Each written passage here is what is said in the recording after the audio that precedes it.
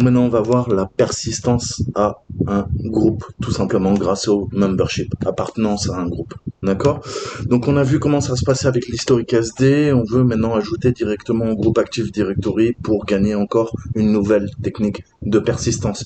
Bien que l'historique seed, c'est une excellente technique de persistance, la rotation et le nettoyage des informations d'identification, on entend par là rotation de mots de passe, séquestre des mots de passe, politique de séquestre des mots de passe appliqués en entreprise, on les fait modifier. Tu peux pas utiliser le même mot de passe qu'avant. D'accord? Et toutes les 3 semaines, je vais te demander en tant que salarié dans l'entreprise de modifier ton mot de passe. D'accord? Ça, c'est ce qu'on appelle la politique de séquestre des mots de passe en cybersécurité. Donc, dans certains cas, il est préférable d'effectuer la persistance en ciblant des groupes AD directement, eux-mêmes.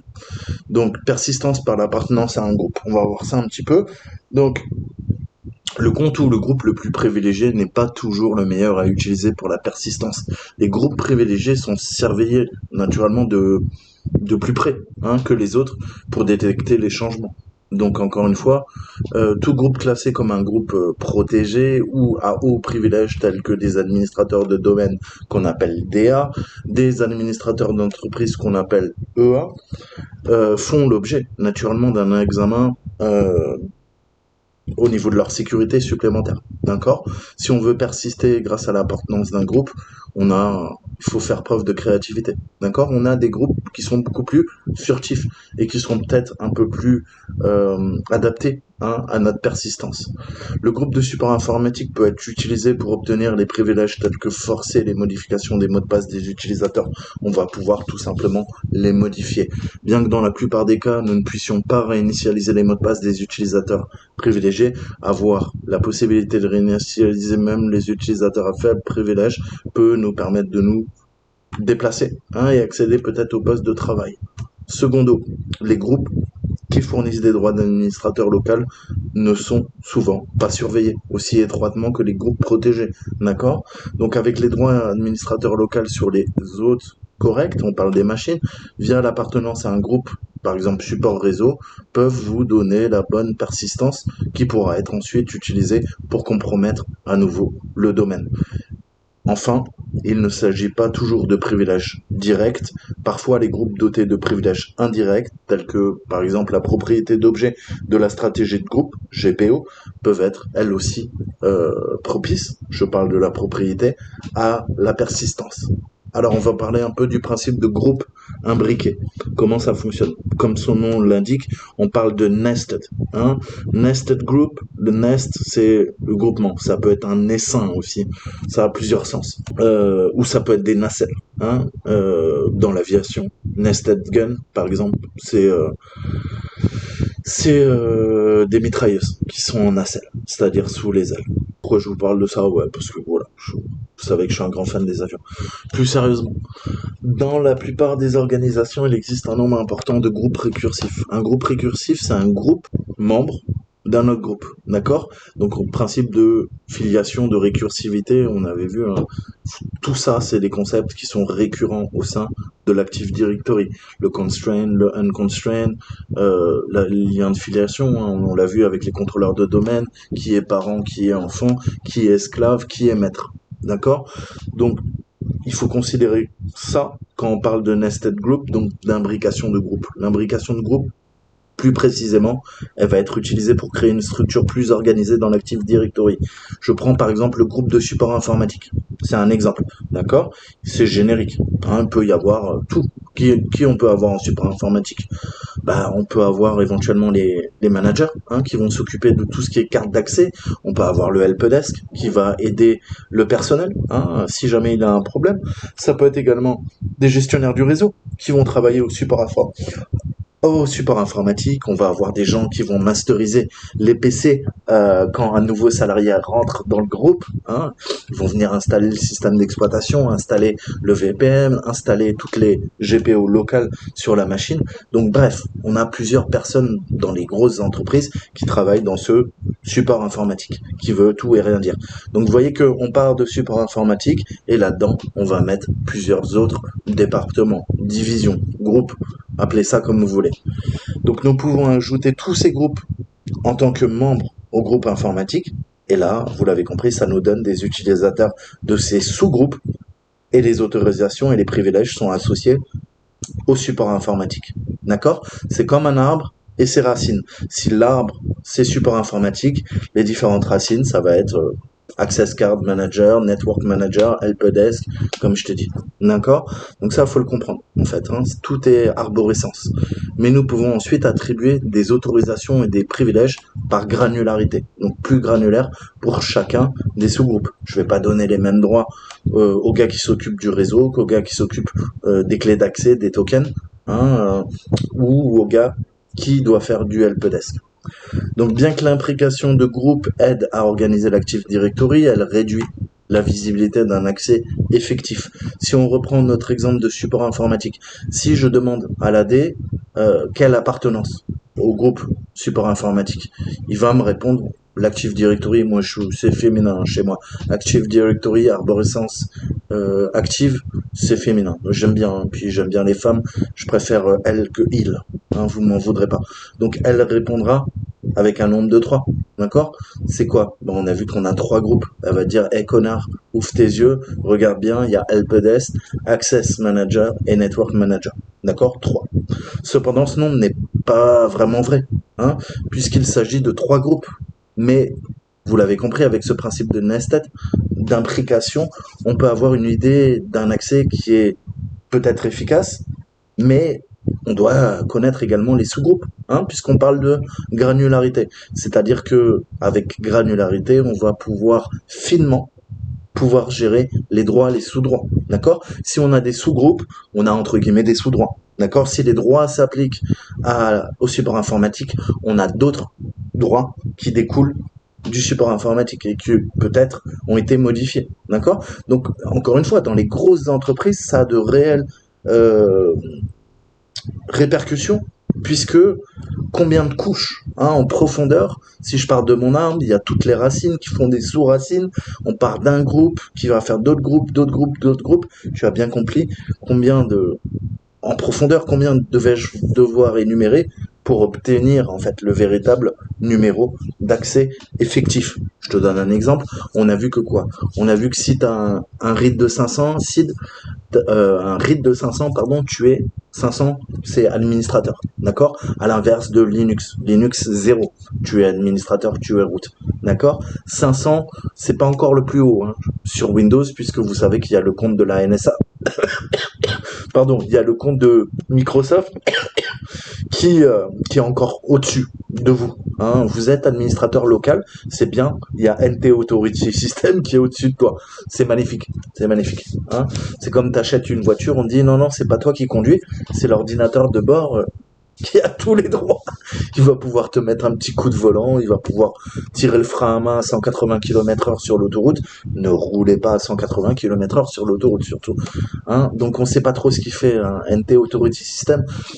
On sait pas trop ce qu'il fait, mais en tout cas il a plus de droits que toi sous Windows, hein, ça faut bien le comprendre. Donc ça pose des problèmes de surveillance, plus sérieusement. Hein. Par exemple, on peut avoir une alerte qui va se déclencher lorsqu'on a un nouveau membre qui est ajouté au groupe administrateur du domaine. Jusque-là, tout est clair. C'est une bonne alerte. Hein, c'est bien, on fait du blue teaming, on regarde les événements. Là, en l'occurrence, bien sûr, qu'en tant que défenseur, j'ai besoin de savoir si pendant la nuit ou pas, c'est pas le problème, qui a ajouté un nouveau membre au groupe administrateur du domaine. Quand et pourquoi, hein, quel était le motif impérieux de tout ça. Donc ça, c'est une bonne alerte, ok? Elle va se déclencher quand il y aura cet événement. Mais qu'est-ce qui va se passer dans ton SIM ou ton EDR, XDR, tout ça, là, tous ces noms à la con? Qu'est-ce qui va se passer si quoi? Si j'ajoute un sous-groupe au sein du groupe administrateur de domaine. Ah merde! Là, tu comprends bien qu'en tant que blue teamer, ça modifie ta règle. Ta règle, elle est sur quoi? Elle porte sur l'ajout d'un membre dans un groupe administrateur du domaine. Ok, moi j'ajoute le membre dans un sous-groupe de l'administrateur du domaine. Et ben là, si jamais tu as ton trigger là-dessus, et ben là, tu as bien compris, aucune alerte qui va être levée. Pourtant, je suis en train d'attaquer le système. Ah merde, merde. Ah, ça veut dire qu'on doit faire des règles et des sous-règles. hein, des déclencheurs et d'autres déclencheurs. Bah ouais, ouais, bien sûr, bien sûr. C'est pour ça que le blue teaming, c'est extrêmement compliqué. Donc il s'agit d'un problème très courant. Hein, en Active Directory, on reste sur, comme je dis toujours, votre entreprise achète des millions pour des centaines de milliers d'euros, des technologies qu'on a vendues, et on lui dit, vous inquiétez pas, c'est du plug and play. Hein. Il y a mes équipes qui viennent installer ça dans l'infra, on repart, et une fois qu'on a signé votre chèque, vous inquiétez pas, on s'occupe de tout. Mais par défaut, quoi, la plupart des règles que va vous vendre le fabricant du matériel, que ça soit un pare-feu, un IDS, un HIPS, un EXDR, la plupart, ça sera avec des règles standards. Et après, il va vous dire, hein, on vit dans un monde capitaliste, il va vous dire, écoutez, là, j'ai des petites règles Sigma, Yara, Custo, vous voulez que, voilà, on vous les ajoute. Par contre, c'est plus XXXXXX euros à la fin du mois. Hein. Ou sinon, il va vous dire, bah écoutez, non, ça c'est les règles de base, naturellement. On vous protège, mais après, à vous d'élaborer vos propres règles. Hein. Et c'est tout le temps comme ça. Qu'on te vende des pare-feux, des IDS, des HIDS, des HIPS, des NIPS, bref, j'arrête parce que même moi, je m'y perds dans tout ça. Des EDR, des XDR et tout ça. Et ouais, il faut du custo. Hein. Et généralement, c'est les équipes du SOC qui doivent développer de nouvelles règles, d'accord? Puisque par défaut, bah ouais, par défaut, honnêtement, l'observateur d'événements dans Microsoft Windows te remonte des alertes qui servent à rien. Tu vas voir que 90% de tes alertes, c'est des warnings, c'est de la merde. Qu'est-ce qui nous intéresse? La sécurité. Ok? Et tu vas avoir 50 milliards d'alertes. Ah, attention, cycle CPU. Attention, l'API n'a pas pu être atteinte. Ou attention, petit problème DMA sur le pilote. On s'en bat les couilles de tout ça. Honnêtement, qu'est-ce qu'on fait, nous? On fait de la sécurité. Bon, déjà, tu me dégages administration, tu me dégages en fait tous les événements. Il n'y a que la sec qui m'intéresse. Il n'y a que l'onglet sécurité. Et dans l'onglet sécurité, tu vas voir que par défaut, si tu n'as pas les bonnes GPO, qu'est-ce qui se passe?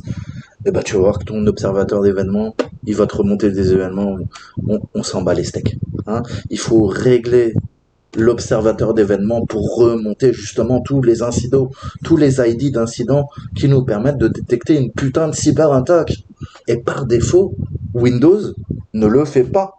D'accord? Il faut aller taper en PowerShell, il faut aller taper dans les GPO, il faut connaître le WT. Et nous, attaquants, qu'est-ce qu'on apprend? On apprend à contourner le WT. Qu'est-ce que ça veut dire? Bah, j'essaye de faire des attaques et de ne jamais apparaître dans l'observateur d'événements. D'accord? Puisque tout est censé être enregistré là-dedans. D'accord? Mais qu'est-ce que je vous ai dit en cyberattaque?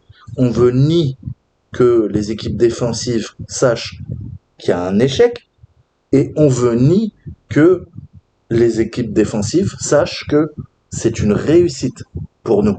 On veut être fun, totalement invisible. D'accord? Donc tu n'auras pas un marqueur qui va dire ah ouais Toto c'est bien connecté et à l'inverse Toto échec à la connexion. On veut rien, on veut pas laisser de traces, d'accord? Donc les bases nous en tant que rouge c'est contourner le TW, le journal d'événements. Hein. On va faire simple. Mais après vous en tant que bleu, il va falloir travailler justement sur tous ces indicateurs de compromission et ces indicateurs de compromission passent par des règles custo et passent par la mise en place en fait de politiques strictes au niveau de l'enregistrement des événements au sein de Windows, au sein de l'Active Directory, via notamment l'observateur d'événements et toute une panoplie d'outils connexes puisque tu ne peux pas, avec les quelques outils que te donne Microsoft, ok, tu peux faire du PowerShell et faire du data gathering, ok, du recueil d'informations, certes, mais on se sert de plein d'outils, hein, toute la suite, sysinternal et tout le reste. Bon allez, je m'égare, comme d'habitude. Donc tu comprends bien que là, je serais peut-être fade. Hein. Tu vas chercher les membres, l'ajout d'un membre à l'administrateur de domaine, je te nique la gueule parce que j'ajoute un sous-groupe au sein de l'administrateur de domaine. Vous avez compris, j'ai pas besoin de m'étendre plus. Donc encore une fois, hein, tout est question de mauvaise communication. L'alerte n'est plus valide parce que j'ai utilisé un sous-groupe. D'accord? Donc en tant qu'attaquant, on va tirer profit de cette visibilité dite réduite pour effectuer de la persistance. Au lieu de cibler les groupes privilégiés qui nous donneraient l'accès à l'environnement, on va se concentrer et concentrer notre attention sur les sous-groupes. D'accord? Donc plutôt qu'ajouter un groupe privilégié qui va déclencher une alerte, qu'est-ce que je peux faire? Je peux ajouter un sous-groupe qui n'est pas surveillé, tout simplement. Donc, il faut nous nester notre persistance, imbriquer notre persistance, si on doit faire des jeux de mots. Donc c'est pareil, je vais me connecter avec l'administrateur qu'on a poutré, on a un compte admin, parfait, on va venir se connecter et on va regarder où est-ce que je peux cacher ma porte dérobée dans l'unité organisationnelle. Vous vous rappelez la fameuse OU, d'accord? UO, nous, en français. Et on va chercher, voir un petit peu où c'est qu'on peut faire ça, d'accord? Donc on va jouer justement sur le principe d'imbrication et on a des requêtes. On va faire un nouveau groupe, vous allez voir ça, et on va voir où est-ce qu'on peut se planquer. On est sur le contrôleur de domaine et on va se lancer l'attaque. Comment ça se passe? On va passer en PowerShell. Alors, on va lui dire qu'on a un nouveau groupe, hein, on va simuler la persistance, c'est un exercice, et on va créer certains de nos propres groupes en fait. Hein. On va créer un groupe de base, et là-dedans, on va cacher une unité organisationnelle. Donc on va voir comment on peut faire ça. New, vous avez plein de trucs new. Policier AD haute, oui, mais c'est pas ça, c'est groupe. Donc ça, nouveau groupe. Nest group 1. Il lui faut un display name, comment il s'affiche en fait. Donc nous ça sera Toto Nest group 1 par exemple. Donc groupe imbriqué 1, vous l'avez compris. On va lui mettre un groupe scope, donc ça c'est le périmètre au niveau des groupes global, d'accord, puisque on va imbriquer dedans. Et ce groupe, la catégorie, on va le mettre en sécurité. Donc c'est un exemple. Hein. Créer le Toto Nest Group 1. Alors maintenant on va créer un autre groupe dans notre unité d'organisation. On a vu, on a People, là c'était IT, on va lui mettre un Sales, d'accord? Et on va ajouter notre groupe précédent en tant que membre. Alors, on refait la même commande en différent. Donc là, je peux mettre un Toto Net Group 2.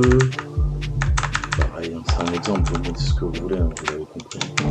Ça, c'est vraiment le display name, on va le passer en 2. Group Scope Global Security. Ok, donc maintenant qu'est-ce que je peux faire? Je peux faire on va ajouter un groupe member. Voilà. Alors, identity.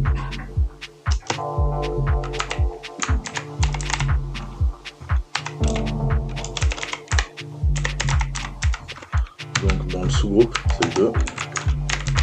Members.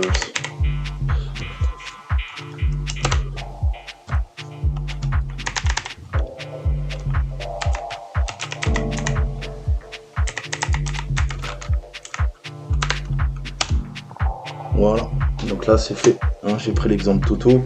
Vous avez bien compris qu'avec Toto ça va pas marcher. Faut qu'on prenne un des utilisateurs. C'était pour vous montrer la démarche. Donc tu vois que là je peux commencer, je peux imbriquer. Qu'est-ce que je vais faire? Groupe 1, groupe 2, groupe 3, groupe 4, groupe 5, groupe 6. Je peux imbriquer jusqu'à arriver jusqu'à 5. Hein. Ça fera déjà un très bon niveau en termes de profondeur. Donc voilà comment ça se passe. Maintenant, on va utiliser un vrai utilisateur pour vous montrer. Alors on va utiliser Laurelang pour notre exemple. Ok, donc là j'ai créé le deuxième groupe. Maintenant pareil, on repart, on s'en était arrêté, group member, groupe 2.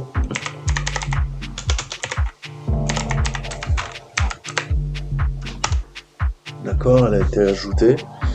Et maintenant, on peut continuer le délire avec un new, mais on va aller encore plus loin. On a vu quoi? Qu'on travaillait dans People. Dans People, on a fait IT. On a fait ensuite Sales. Maintenant, on va faire Consulting, etc., etc., etc.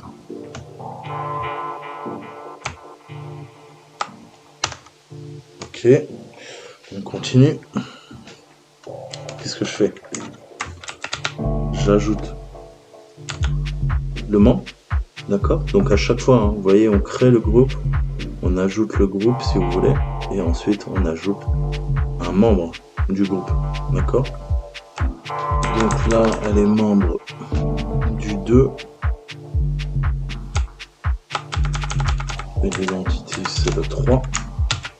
Maintenant, on peut faire marketing. On va lui dire, on passe à 4. Donc après le consulting, on peut mettre marketing. Donc marketing nouveau groupe. On va lui passer 4, 4, 4.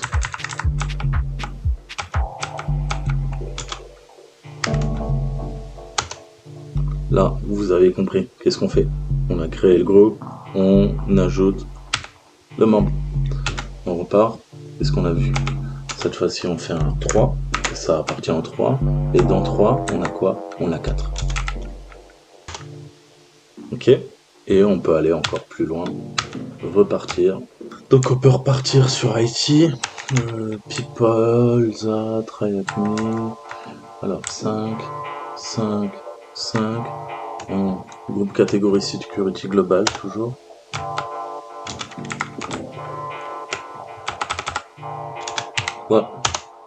Voilà. Donc là, on a créé notre imbrication. Hein, on ajoute le dernier groupe. Alors, c'est le principe, vraiment, des matrioshkas. C'est les poupées russes. C'est la technique qu'on pourrait traduire par matroska sukia hein, que je traduirais pas en russe. Mais c'est ça. On a un nested group 1, d'accord? Dans le 2, je relie l'utilisateur, je crée l'utilisateur, je crée l'utilisateur, je crée l'utilisateur. Qu'est-ce qu'on a? On a notre copine qui est là. D'accord? Elle est imbriquée, les nested group. Et là, maintenant, je vais lui dire, écoute, t'as 1, 2, 3, 4, 5, t'as le nested group 5. Dernière étape, qu'est-ce qu'on fait? On va ajouter ce groupe au groupe administrateur du domaine. Qu'est-ce qui va se passer? Je vais lui dire, écoute, tu sais, t'as un truc qui s'appelle domaine admin, DA. Eh ben, il y a un des membres, c'est pas lui, c'est pas ce groupe-là, pas ce groupe-là, c'est ce groupe-là. On va prendre le groupe 5. Donc elle, maintenant, et elle fait partie du groupe domaine. Donc c'est vraiment le principe des poupées russes, ni plus ni moins. Donc dernière étape, à des groupes members, l'identity. Cette fois-ci, vous l'avez compris, c'est pas Laura, c'est domaine admin, qui est membre de quoi? Qui est membre de, pas 4, 5, le dernier groupe qu'on a créé. Voilà. Et qu'est-ce qu'il faut? Eh ben, là, on l'a ajouté au groupe administrateur, certes, mais il faut ajouter l'utilisateur à faible privilège au premier groupe qu'on a créé. C'est comme ça qu'on fait toutes les relations, en fait. Comment elle s'appelait, notre copine? Elle s'appelait Laura. Donc, l'identité, c'est son premier groupe. On a vu qu'elle est un nest groupe 1, qui est dans le 1, qui est dans le 2, 3, 4, 5. D'accord? Member de, cette fois-ci, tout simplement, quoi? Le Laura Long, net groupe 1, 2, 3, 4? Non. Elle est membre d'elle-même. Laura Long. Là, je l'ajoute. D'accord. Qu'est-ce que ça fait pour nous? Ben, on va voir tout de suite. Je quitte mon terminal. On se connecte quoi? En tant que Zan, Laurent, Long, sur le serveur basique, hein, notre serveur de rebond que vous connaissez tous, qui est thm verc 1 Zan Kayak mi.log.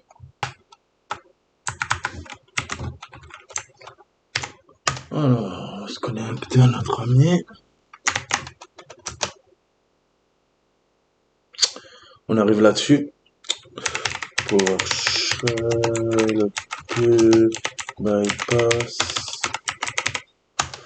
Parfait. Et là, qu'est-ce qui se passe? Pas vraiment ça qui nous intéresse. C'est un dire sur quoi? Sur le contrôleur de domaine. Là, on saura que notre attaque a fonctionné ou pas. Qu'est-ce qu'on a? THM, DC, ZA, tryacme.log et je monte le C. Donc on peut accéder au contrôleur de domaine et si on regarde un peu, on a administrateur, donc il y a tous nos amis et on a notre Loralang. D'accord? Donc on voit son site, mais le groupe est nesté. D'accord? Donc on voit qu'il y a d'autres utilisateurs qui font la machine avec moi. Et là, bah, c'est pareil. Quel est le résultat pour nous? Bah, ça veut dire que on accède en open bar à la machine. Donc voilà. Encore une fois, on pourrait aller à taper. Le but, c'est de taper, soit faire un dir, soit parce qu'on en fait un TC et après se déplacer. Faire du pass traversal, THMDC par exemple sur le contrôleur de domaine, ça, comme on a fait dans les précédentes vidéos. Ça, d'accord, et on lui monte son C2 points, son D2 points, ce qu'on veut. D'accord? Encore une fois, le but c'est d'avoir de la persistance et de se balader au sein de l'Active Directory. Ça, c'était en utilisant ce qu'on appelle l'imbrication au niveau des groupes du membership. D'accord? Donc, s'il s'agissait d'une réelle entreprise, on voit que c'est quand même assez ennuyeux pour une équipe bleue, puisqu'il va falloir chercher, non pas dans le groupe Nesté 1, mais rentrer dans le 1, voir qu'il y a le 2, dans le 2, voir qu'il y a le 3 qu'il y a le 4, et dans le 5, il y a un des membres du 5, là qui s'appelle Laura Long, qui fait partie en plus du groupe domaine admin. D'accord? Donc c'est encore une fois un cheminement, tout va dépendre comment vous gérez ça, et puis quel groupe vous allez utiliser. Donc, c'est un exemple. Dans une réelle opération, qu'est-ce qu'on ferait? On va utiliser des groupes existants pour effectuer l'imbrication. Là, j'ai choisi marketing, on l'a vu, sales et tout ça, on suppute. C'est vraiment, c'est un exemple, c'est pour vous donner des exemples. D'accord? Mais cependant, il y a quelque chose qu'on fera une attaque en red teaming, c'est que si vous démontez totalement l'Active Directory, c'est un peu comme quand tu fais un Golden Certificate, tu vas commencer à créer des comptes qui n'existent pas, des groupes qui n'existent pas, des membres qui n'existent pas, tu es en train de casser l'Active Directory.